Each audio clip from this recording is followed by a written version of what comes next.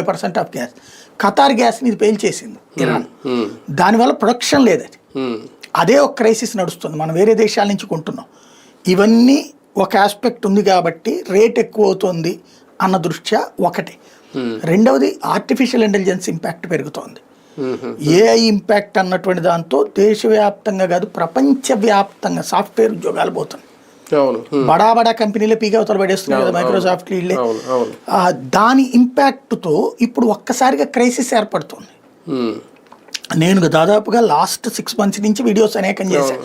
రూపాయి దాచుకోండి ఆయన, రాబోయే రోజులు మన చేతిలో లేవు అన్నటువంటిది. భవిష్యత్తులో వ్యవసాయం సూపర్ అయ్యేటటువంటి అవకాశం. అయితే ఈ విదేశాల్లో ఉన్నటువంటి వాళ్ళు కూడా ఇక్కడికి వచ్చి వ్యవసాయం దిగినా ఆశ్చర్యపోనక్కర్లేదు. ఎందుకంటే అమెరికా ఈ రెండిటికి తోడు అన్ని దేశాల్లో కూడా డిపోర్టేషన్ రూట్ పెరుగుతోంది. తిప్పి పంపించే పరిస్థితులు. ఇదివరకు మనం ఏంటి, ఒకటి 40 to 50% మన వాళ్ళు ఐదర్ స్టూడెంట్ వేసా ఆర్ పనులు, అంటే మామూలు చదువుకోవడానికి వెళ్ళి పనులు చేయడం అక్కడ.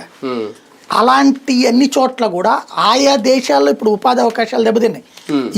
ఏ ఇంపాక్ట్తో ఇంకా దెబ్బతింటాయి. అలాంటి సిచ్యుయేషన్లో ఏమైపోతున్నాయి, ఉద్యోగాలు చేయాలంటే అక్కడ వాళ్ళకి కావాలి ఉద్యోగం ముందు. ఇదివరకు ఏంటంటే 10 పనులు ఉన్నాయి కాబట్టి మనం తింటున్నాం వాడు తింటున్నాడు తిని అంటున్నారు. ఇప్పుడు ఈ వాదం మళ్ళీ అకస్మాత్తుగా అంటే 1992 ఆ టైంలో ఉన్నటువంటి ప్రపంచీకరణ వాదం. అప్పుడేంటి, ఈ world is global village, India కూడా మనం గ్లోబల్ విలేజ్లో ఉన్నాం. ప్రపంచం ఒక కుగ్రామం, అమెరికా 10 నిమిషాలు పోయి రావచ్చు, అదే ఓ రోజులో పోయి రావచ్చు, లేకపోతే పొద్దున్న లెగిస్తే 3 గంటలు మనం దుబాయ్ పోవచ్చు. ఇట్లాంటి స్టేజీ నుంచి దేశాలకి వెళ్ళిపోవడం అనేది చాలా క్యాజువల్. బెజవాడ నుంచి